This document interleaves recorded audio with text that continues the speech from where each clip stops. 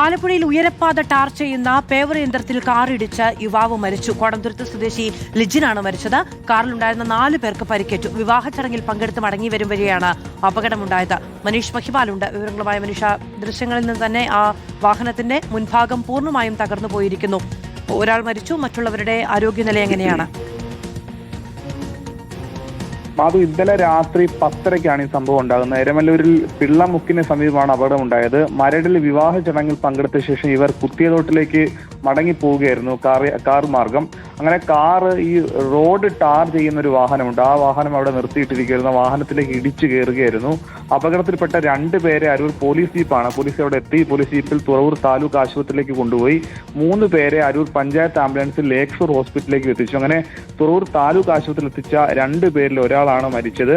3 പേർക്ക് പരിക്കേറ്റിട്ടുണ്ട്. കോടംതുരുത്ത് കൊല്ലേരി താഴത്ത് ലിഥിനാണ് മരിച്ചത്. 4 പേർക്ക് ആകെ പരിക്കേറ്റതിൽ 3 പേർക്ക് ഗുരുതരമായ പരിക്കും ഒരാൾ മരിക്കുകയും ചെയ്തു. എന്നാൽ ഈ അപകടം ഉണ്ടായത് ഈ റോഡ് അരികിൽ പാർക്ക് ചെയ്തിരുന്ന ടാർ ചെയ്യുന്ന യന്ത്രം, പേവാർ എന്ന് പറയുന്ന യന്ത്രമാണ്.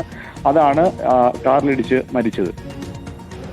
മനീഷ് മഹിപാലാണ് വിവരങ്ങൾ നൽകിയത്. ഒരു വിവാഹ ചടങ്ങിൽ പങ്കെടുത്ത് മടങ്ങി വരും വഴിയാണ് അപകടമുണ്ടായത്.